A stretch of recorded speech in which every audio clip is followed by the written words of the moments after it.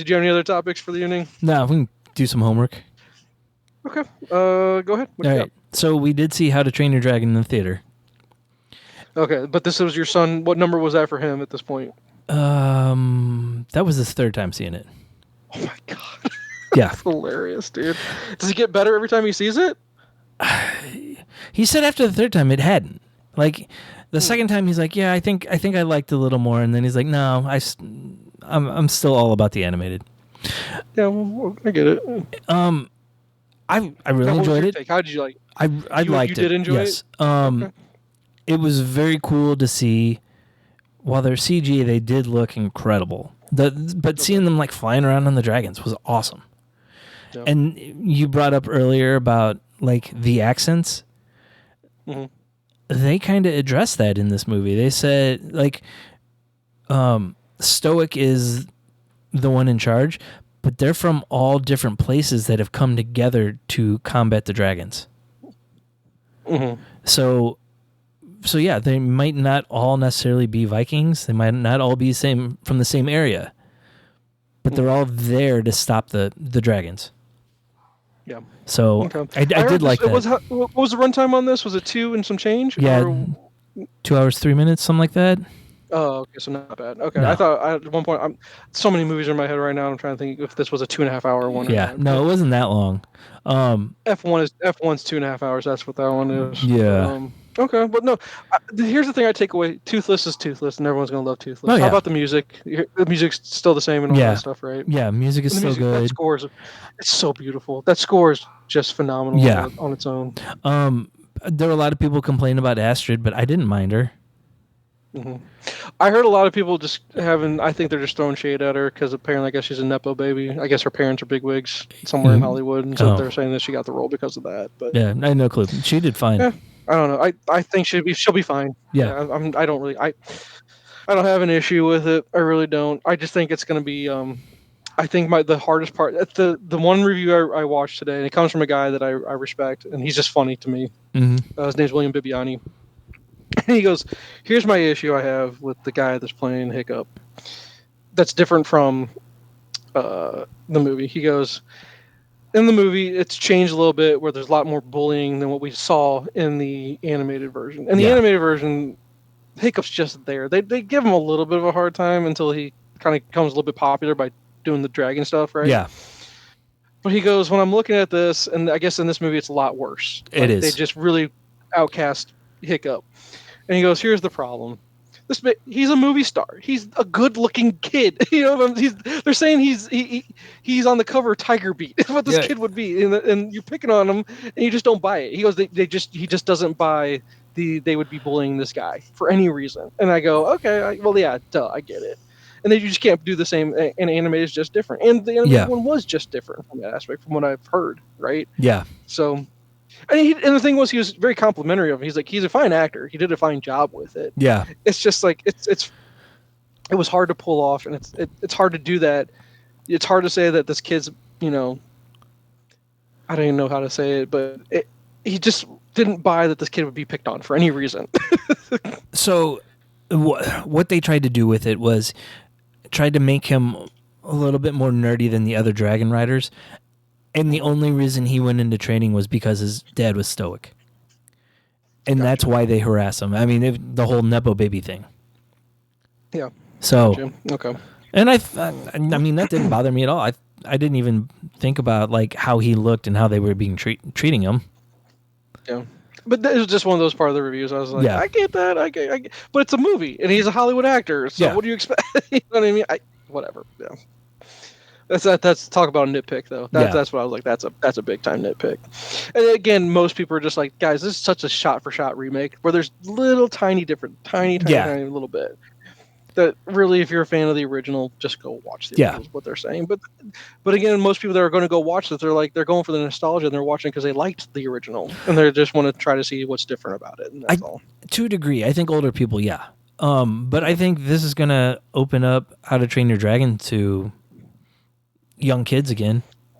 A different generation that didn't grow up with it. Yeah. I mean, it's not. I'm not going to say it's like Star Wars, and because that was 20 years between trilogies. Yeah, no, you're right. But yeah, no, we're gonna go see it. We just haven't picked when. Yeah, because the kids really want to see it. I haven't teased Katie. I was like, "Oh, you're gonna go spend the night at your friend's house? Oh, we're gonna go see How to Train Your Dragon night. I hope that's okay." And she was like, "No, you will not go see that without me." Yeah. So, but yeah, we'll get around to it. Yeah. The other thing I watched was we did a rewatch of Edge of Tomorrow because the kids hadn't seen it. Oh, okay. That was Live, Die, Repeat? Yeah. Okay. Yeah. Because that's what I questioned that. Is it Edge of Tomorrow or is it called... I thought originally it was supposed to be Live, Die, Repeat. I like calling Live, Die, Repeat. That's what I prefer calling it. So they had Live, Die, Repeat real big on the poster. So that's what people started calling it. Oh, is that what it was? Yeah. Okay, yeah. It's a great movie. I love it. Was it Emily Blunt and Tom Cruise? Yep. Yeah, and Morgan Freeman, if I remember right? No, he wasn't in it. That's a different one. No, it was a different one. Maybe it's different. Is it Oblivion that he's in? I can't Might remember. be. Who else was in this besides Cruise and Blunt? There's somebody else in there. Shoot, I can't think. The big Irish actor guy. Paxton was in it. Yes, and Gleason. Yeah, Gleason. But they had small roles. Let's see. Yeah, that's for the most part. Those are the big. There's other people that I couldn't even tell you. I've never seen. But Paxton. It's a great movie though. Really enjoyable. Yeah, it's something I've been telling them. Hey, 7.9 on 7.9 out of 10 on IMDb. Yeah, it's a really good movie. It is for sure. Yeah. So and the kids liked it, so it's always a plus. And then I read a few things. I did read the Life of Chuck story. So you read the whole book? I know. Okay. It's one of 4 short stories in a Stephen King book. Okay. So I read. The one I have. I hope it's the whole thing because I bought the thing. I bought it off of Amazon. Okay. And I'm almost done. It's so short, but I just haven't had a chance to finish it. I was actually reading it before we started this. So yeah, it was a 2021 book. I think. I think it's called. Is it Bag of Bones? Was where it was originally published. Okay. Because then what I bought is like, it's from 2020. Well, it was published in 2025, June 10, 2025. Let's see. I want to see if it breaks it down. If It Bleeds is the book. Oh, really? Yeah, the 2020 collection. You bought If It Bleeds and you read the Life of Chuck story from If It Bleeds? Yeah, I got it from the library. Okay, gotcha. And I read it, and then Will had a swim meet, and so I read it at the swim meet, and then I'm like, I got nothing else to read. I'm just gonna start. I'm just gonna read the whole thing, and so I'm on the actual first story in the book, and it's pretty good. Yeah, no, it's really I'm really enjoying it so far. Yeah, it's a little odd as it starts, but then when you actually, yeah, because you get to that first page and it's like part 3, and I'm like, yeah, right. Did they misprint it? Yeah. No. I think it's supposed to be weird like that. Yeah. Way. So, I'm enjoying it. I think I'm gonna really like it by the time I get to the end of it. Yeah. But we'll discuss it.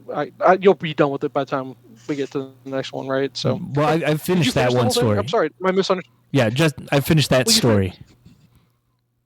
And see, that's maybe where I'm confused. Yeah. Because the thing I have is like a couple, okay, I don't know.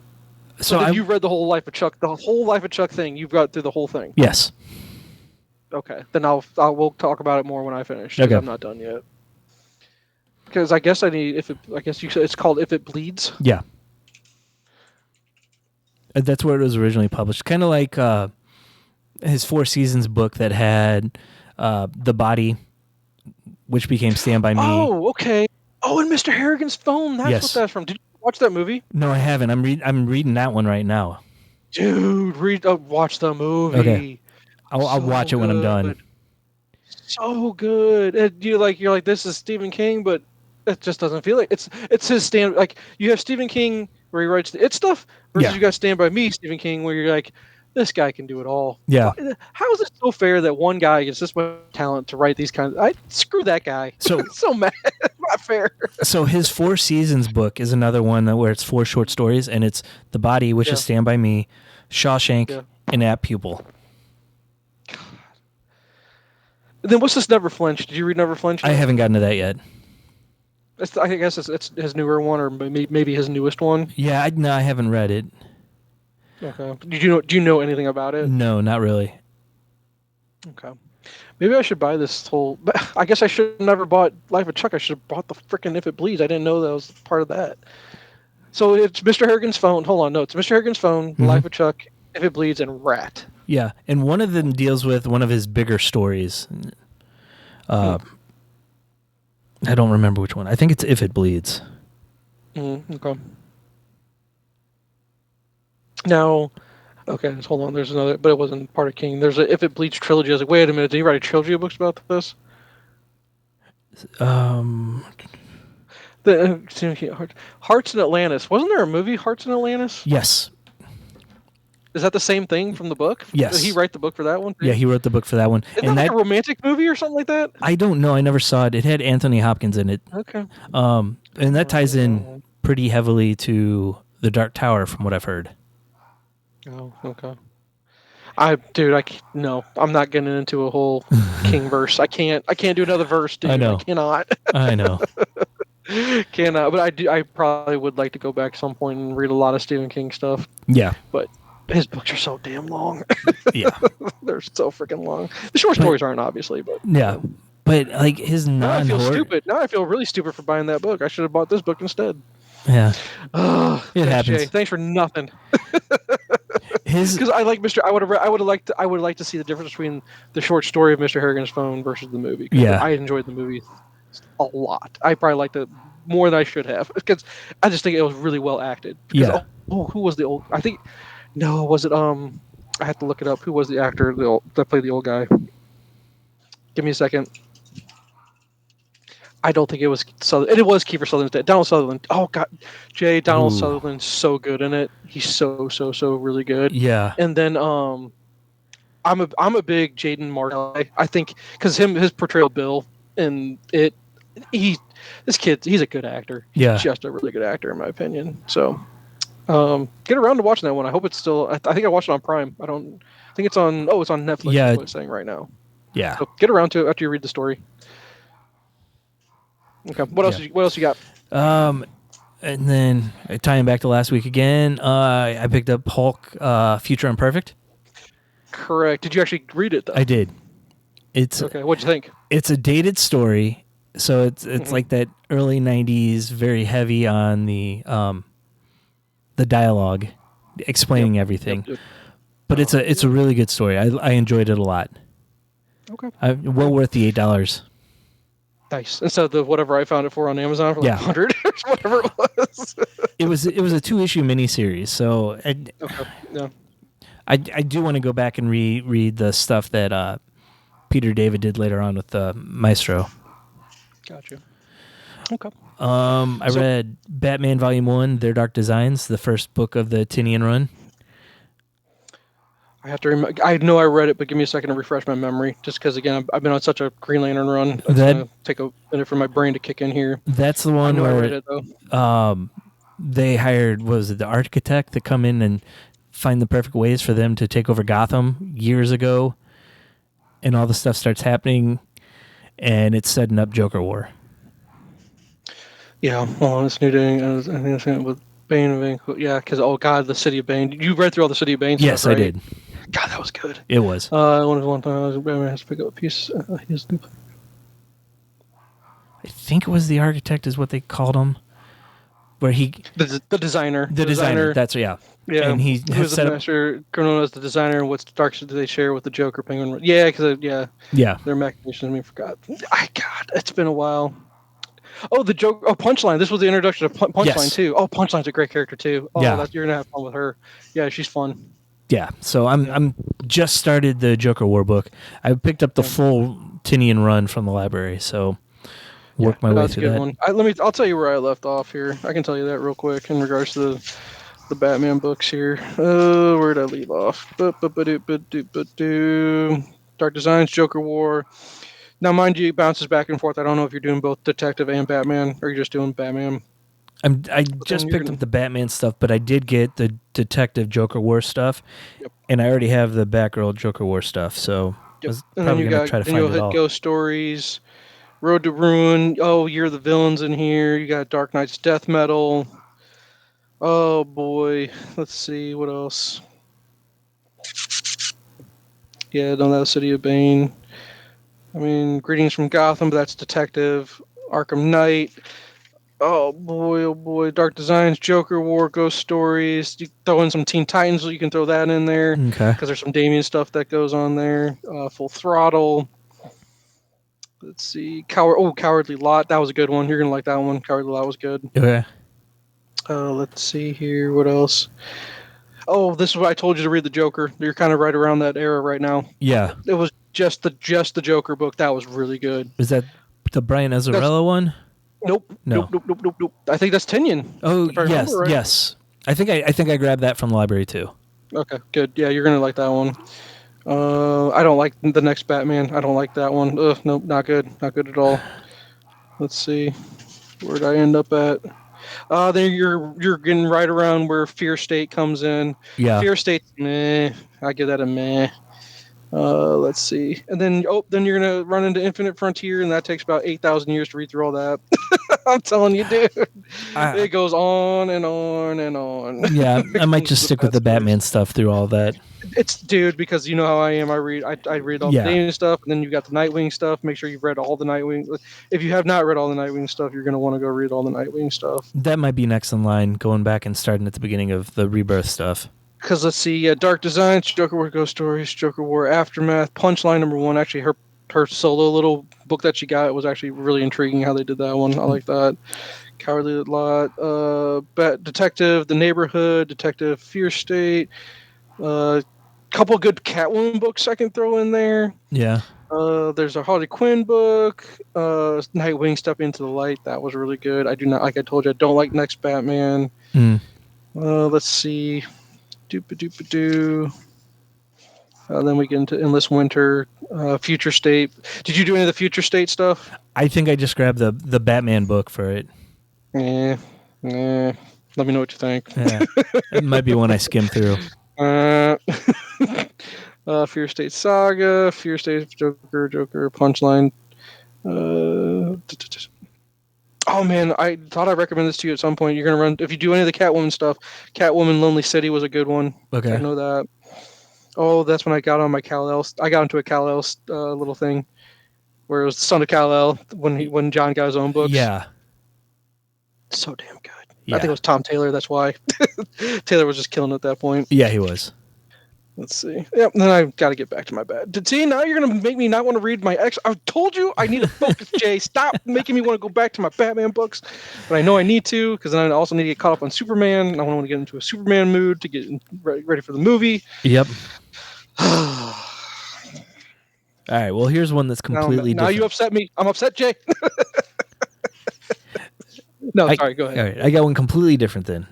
Okay. Where Monsters Lie. I think we talked about it last week, too. You did it because we saw it on those reader or the writers' top list. So yeah. Where Monsters Lie was one of them. Yes. I think there was something else that was on there a few times, too. I don't remember what it was. But that was the most popular one, by far. Well, it was a different monster book that was more popular. No, Where Monsters Lie. I thought it was that one, wasn't it? No. Monster. Come on, Jay. I can't think of the name of it. It's, Monsters. Come on. Yes, you remember. I'm pulling up my hoopla. I got it in there. Not Where Monsters Lie. Damn it. I love monsters. Or monsters. I heart. My favorite thing is monsters. My favorite. I told you remember. Yeah. Yes. Sorry. Where Monsters Lie is what you did. Yeah, and it was on that list. It's by Kyle Starks. It's basically. And Ducks was on the list. Remember, don't forget we gotta read Ducks. Yes. Okay. Where Monsters Lie is about a closed-off village where serial killers. This was where I told you I wanted to read this really bad. This is where they go between the movies, right? Kind of. So it's like a closed-off subdivision where serial killers live, and they're allowed to go out every once in a while and do some killing. Well, one of the serial killers brings back his victims to his house to kill them, and they escape. And one of them makes it out of the subdivision, which brings the cops in on them. That's all I'll tell you.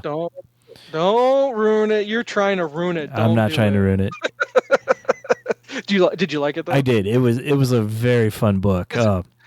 Just using the tropes of like slashers was a lot of fun to see. Okay, but again, is it ongoing or is it just one hit? One hit. Nice. Oh, my favorite kind of book, Jay. Here we go. I know. Where monsters? Let's see if I got it, Jay. Let's see if we got it. Hold on, I'm seeing volume 1. Does that mean anything? Or is it just because there is one volume that's it? I think it's just because there's one volume. Okay, Where Monsters Lie. Kyle Starks is our writer. Yes. Published in 2023. I can get an ebook. All right, I'll have to that's how I did it. Okay. Hold on. Gotta get a pen, Jay. Gotta remind myself. Where Monsters Lie. Are you keeping up with the Absolute Universe at all? Yes, I am. Up on that? I'm reading all the Absolute books and all the Ultimate books, and that's pretty much all my Marvel and DC. But you got the. Are you getting floppies or are you going through the app? So for the Ultimates, I'm reading everything through the app. For Absolutes, I'm picking up Superman, Batman, and Flash. How's Flash? It's okay so far. I haven't read the latest issue; just came out this week. Is it Barry? Is it Wally? Both of them are in it, but the actual Flash is Wally. Hold on, old Wally. Oh, as in Wally redhead Wally West versus the black kid Wally West. Yeah. Okay, gotcha. It's so don't get me started. Yeah, don't confuse me like that, DC. You're so stupid. I guess it's Wally and Wallace. Wallace, fuck off. Yeah. So dumb. It is. Ridiculous. But okay, so Wallace is our main character? No, Wally. Dude. Okay, so old Wally. Sorry, old Wally. I apologize. Yeah. Sorry, try to get it all straight. Yeah.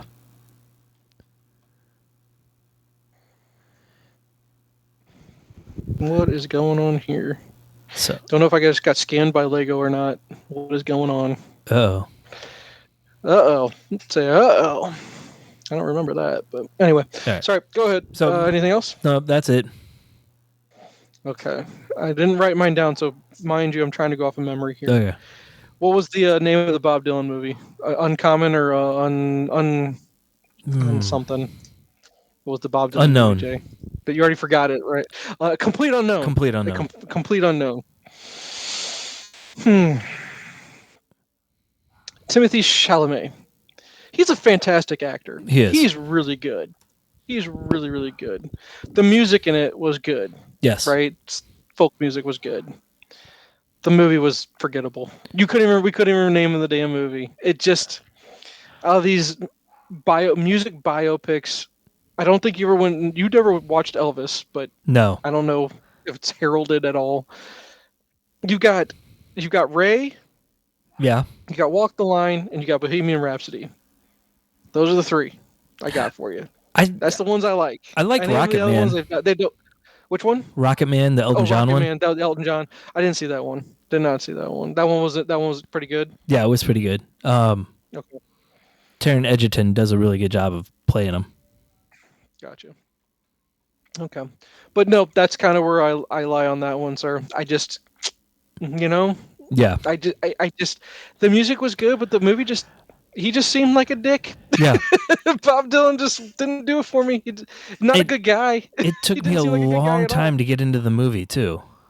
Yeah, and it was long. It felt long. But Chalamet was great. I mean, was that him actually singing? I don't know if it was or not. Okay, but he's really good in it. I thought he did great. It's just, like you said, slow, just not my cup of tea. It just wasn't good for me. I just think out of all those biopic music biopic movies, I mean, Ray's great, but Bohemian Rhapsody was I really enjoyed Bohemian Rhapsody. That one I really enjoyed. And then we'll Walk the Line. That's just he's just a tragic character. Johnny Cash was just a tragic character. Just his own worst enemy kind of movie, right? Yep. That's kind of how I look at that one. So, watched that one, and then I finally got through all of Shoresy season 4. It's so good, Jay. I know. It's so simple. It is. It's so good, and it was really good. He had one monologue in there where he's talking to the 4 kids, the Blueberry Buddies. Yep. Man, it was a good man. That was like, I'm gonna run through a brick wall kind of speech, kind of thing for your coach. Yeah. Right? Just, It's so funny. The chirps are still hilarious. The interaction between the older guys and the younger guys was great. Yeah. His hatred of Michaels is always going to be funny to me. It makes me laugh every time. Like they're friends, but they're not friends at all. Yeah. And he hates him, but he doesn't hate. Like he loves him, but he hates him kind of at the same time. It's just that dynamic between those two makes me laugh. The music's incredible. Whoever does the editing and the music and the camera work, I don't know if it's all him. I don't know if he does like. I know this is his brainchild. Like all of this is his, right? Jared Keeser, like Letterkenny, Shoresy, it's all him and that McTierney guy, right? Yeah. Whatever his name was. He was the pastor. I don't know if he's involved with this one too. But I don't know. I haven't heard if he was, but he was big in doing the Letterkenny stuff. God, what was his name? What's the pastor's name, Jay? In Letterkenny. I don't know. God, I'm drawing a blank on it. But it's so funny. He's so good at it. It's just with as much TVs out there, sometimes I just don't care. I'd just rather watch Letterkenny over and over. I really would. And Shoresy's right up there with it. It's so fun. It just brings me joy. Because no matter how many times you hear the jokes, they're still funny. Oh, yeah. And deliveries are great. Yeah. They're just great. So, let's see. Those two. And then I'm going to save... Okay, let's see. I watched it's a horror movie called Cuckoo. And it was the one I fast-forwarded through. It was an hour in. I felt like I'd been watching it for 2. And it still had 45 minutes left. And Dan Stevens is in it. And I go... I don't know how they got him to be in it, but this movie's god-awful. So bad. So dumb. And I couldn't even tell you what it's about, Jay. That's how bad it was. I'm just upset even thinking about it. Yeah. The fact that I wasted time on it. But luckily, before that, though, have I got a recommendation for your kid that likes the horror movies? Okay. Oddity is the name of the movie. If she has not watched it already. Okay. Oh, man, it was good. Sometimes you just watch a good horror movie, and I did this twice. It's not that the jump scares were fine, right? It's the jump scares, but then sometimes it's just that it was a little bit different. It's a very simple movie though. Yeah, and that's what I enjoy about it. Sometimes very simple. The plot's not something that you don't like. Sometimes you're like you could kind of see what's happening from a mile away, but even though you could still see things kind of like it's going to paint by numbers kind of thing. Yeah, they still did it so well. Just my jaw dropped once, just going, oh, that was cool. Like one of those type of, you're just like, oh man, just because after watching so many horror movies, you're just like, you kind of seen them all kind of thing. Yeah. This one was good. And I think I'd seen this on a lot of people's, like, I don't remember when this one came out, but it's like, if you follow like Reddit lists or people that, give me a movie recommendation for a horror movie I haven't seen. It's one of those movies that nobody's seen, but man, this is good. It is good. And it's quick. You would never pay to see it in the theater, but man, and I'm not trying to, I probably hyping up a little bit too much, but the fact that I got to watch something good when I watched something so bad, at least it washed that one away a little bit. Yeah. So that's where I'm at in regards to the movie. I didn't get a chance to watch anything else from a movie standpoint. I don't really know if there's anything out right now that I'm really. Oh, I'm sorry. Accountant 2 is on Prime. I got to get around to that before they take it off. Yeah, I want to see that. I really want to watch that. My only problem with that, the little bits of clips I've been seeing, it doesn't have that same feel as the first account. It's like they almost made a comedy, like it almost made a buddy comedy out of it. Yeah. I don't like that at all. But we'll see. We'll have to see. I don't know. Yeah. And then from a reading standpoint, like I said, just trucking along through some Green Lantern stuff, and it's getting repetitive and dumb. That's just not good right now. So like peaks and valleys, right, with books and runs. And then, like I said, Life of Chuck. Really enjoying it. How about this? I'll tell you where I'm at. Okay. And maybe you could tell me like how much further it is, or kind of your takes on the book up to that point. How about that? Okay. You can spoil as much as you want up to that point. Yeah. I just finished the scene in the book where he's dancing on the sidewalk. With the guy that plays on the butts. Yeah. And there's a woman that comes along. I guess the woman had just broken up with her boyfriend. Yeah. Where she didn't really like the guy, but she still doesn't like the fact that she got dumped. I guess. Yeah. She said like she was ready to break up with him, but didn't like the fact that he dumped her. Yeah. Yeah, right. Exactly. And so just, I don't know what it was about it, but man, it was uplifting. And his character was great. And it's been great to that point. Like, I guess the world's coming to an end in the very first part of the book. Yeah. and then it's kind of confusing. But the relationship between the ex-spouses, or you got the ex-wife and the one's a teacher, and the world's just kind of falling apart. And we know about Chuck is on billboards for some reason, all and over I the guess place. it's all gonna. Yeah, so it's something I think I don't think I've spoiled it for myself, but I think I'm aware of it enough where I know where it's going, and it's kind of like you said, it's kind of where it was starting off with part 3. It's kind of just a story in reverse. Yes. Is what this one is. Yeah. So, but I'm along for the journey. I'm along for the ride, and it was just that scene was very uplifting. The fact that he kind of thinks back upon his childhood when he had his band when he was a kid, and he was dancing with one of his buddy's sisters, and it's just one of those points where life was just it was easier back then. It was carefree. You didn't have anything to worry about, and it was just something that he loved, and he could just be himself and be like, God, no one's gonna make fun of me or give me a hard time for doing this, and I can just be in the moment. And that was just one of those be in the moment scenes in a book that was just so well descripted, and it made everyone happy. And the fact that so many people joined in, the money was overflowing in the hat. Just great. Just a great scene in a book. And I have a feeling I'm about to get crushed the more it goes. Because then also they touched on the fact that his parents died. And I just have a feeling things are not going to go great the more I go with this. So I don't know if it's going to be uplifting or sad. I don't know. I don't know where it's going. Don't spoil it for me. But it's Stephen King doing Stephen King stuff, and it's it's quick. It's really quick. I just haven't sat down and finished it. So I'll probably have it done tonight, though. I bet. Yeah. So. But other than that, no, that's kind of where things are. I mean, as far as a short story goes. Does it make you want to go see the movie? It does. I actually really want to see this movie now. Did that come out already? I think it did. Okay. I don't think it did well at the box office, though. Well, if this were 1990, do you think it would do better? Maybe. Even pre-COVID, it might do better. Yeah, maybe. I still think dramas need a place in this in our world. Yeah. Right? I think they need to be around. This feels like a movie that's going to be good, though. There's just something about this where all the reviews are. It almost has a Ted Lasso feeling to it. Oh yeah. Oh, you agree? Okay. Yeah. That makes me more hopeful for how this book's going to end. So I'm happy. I'm looking forward to finishing it. So. Yeah, I just, but it's so sad that I guess it's bombing. It couldn't have cost much to make, though. Based off everything I'm reading in the book, it couldn't have cost very much at all. Probably not, but I mean, if you don't, like we said earlier, if you don't make $1 billion, you're considered a failure at this point. I guess. I don't know. What was it that I watched recently?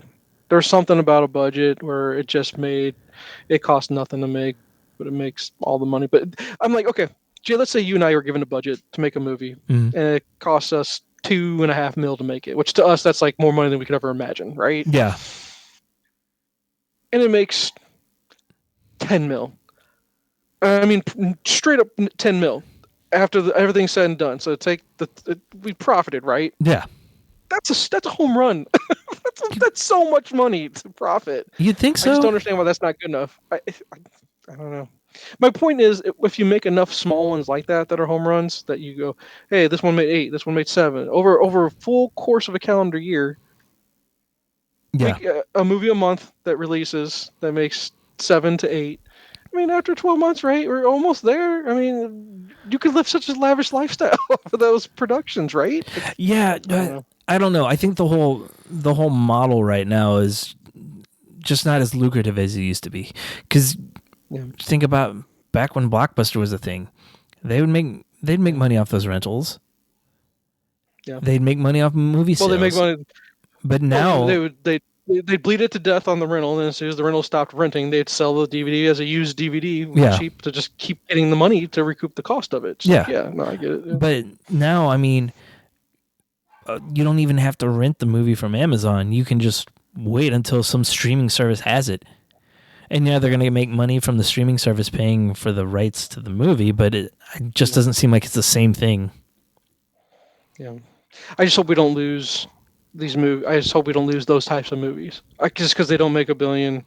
Yeah. And I get it. I know the movie theaters are having a hard time getting people to come just because, someone made the point. Some guy on YouTube just said, I got an idea for you. Just hear me out. Lower your prices to $7 a movie.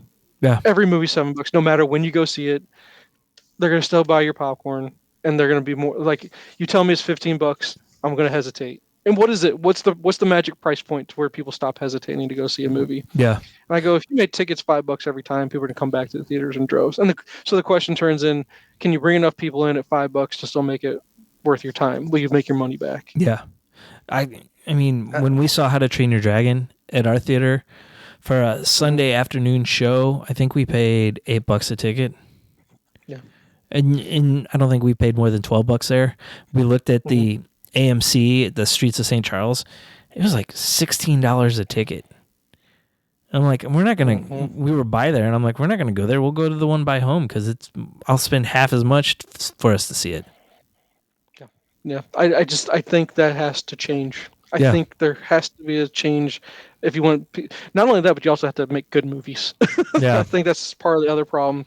Where a movie like I just described, like Oddity, that's never going to get people out of the theater. Yeah. I don't even think as far from a horror movie standpoint, until they come up with something original and good, you know what I mean? Yeah. You're going to retread Michael Myers only so many times. I mean, people are going to still go to him, but I mean, was this? I Know What You Did Last Summer. Really, we're going to just. I don't think the nostalgia dollars aren't there for that movie. They're for that property. I just don't think. But that's what you're giving these theaters to say, come to our theater so I can sell you my overpriced popcorn. Yeah. You know what I mean?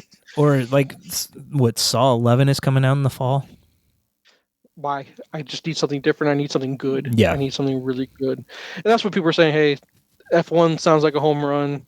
You know, How to Train Your Dragon, but that's nostalgia. So you're trying to do it on that. Yeah. Give me something a little bit more original than that. That's what they're saying. But we'll see. Hopefully we can have some hope. Hopefully Superman does well. Hopefully enough Supermans are made where we can get some good other, not as big pictures. Because imagine a world that like we didn't have the Holdovers, or you didn't have, or you didn't have A24 dramas. If you didn't have A24, you're right. Oh yeah, Ari Aster has a new one coming out soon. I don't know if he went through A24 or not though. It's called Eddington. Have you heard about this one? No. That's his newest one that's coming out. God, what's it? It's got Emma Stone, Pedro Pascal. Oh God, what's his name? Oh goodness, he's Landry in Friday Night Lights. He's a really good actor. He killed it in Civil War. My favorite guy in Civil War. What's his real name? Oh, Plemons. Yeah, Jesse Plemons. That's it. Yeah. Apparently, it's supposed to be really good. And again, we might not get an Eddington. We might not get that movie. Joaquin Phoenix is in it too. So you got Joaquin Phoenix, Luke Grimes, Austin Butler. The heavy hitters in this movie. Yeah. So here you go. During the COVID-19 pandemic, a standoff between a small town sheriff and a mayor sparks a powder keg as neighbor is pitted against neighbor in Eddington, New Mexico. Okay. It's like, I'm not the biggest Midsummer fan, but I still want to see this guy's movies because how good Hereditary was. Yeah. So I want this guy to keep making movies. But again, is there ever going to be a point where what if A24 just goes? Maybe A24 is that studio we're talking about. Where hey, as long as this thing makes 10 mil, keep making the movies. Right? We're happy with that kind of performance. Are they the new less creepy Miramax? I would have to hope so. Who owns A24? Who are the big wigs at A24? Is Brad Pitt one of the investors at A24? I don't know. Does he have his own production company? This movie is A24 though. It is though. Okay. Who owns? Just out of curiosity at this point. We can wrap it up after this, but I am curious. That's good. Independent film founded by Daniel Katz, David Finkel, and John Hodges. Is Katz? That's not Dave. Was he part of DreamWorks with Spielberg? Was that the same guy, or is that Katzenberg? And I don't remember. It might be Katzenberg. Okay. Yeah, he doesn't have a Wikipedia well, they own A24, page. and good on them, because man, yeah. Well, and then we got whenever that Rock movie comes out. Right? Yeah, that's September, I think. Hey, check that out. Here you go. Forbes magazine as of June 26, 24. So this is a year-old article, but A24 is valued at $3.5 billion. Oh wow. I never would have thought. You know what I mean? Name the A24 movie that's made you a lot of money, though.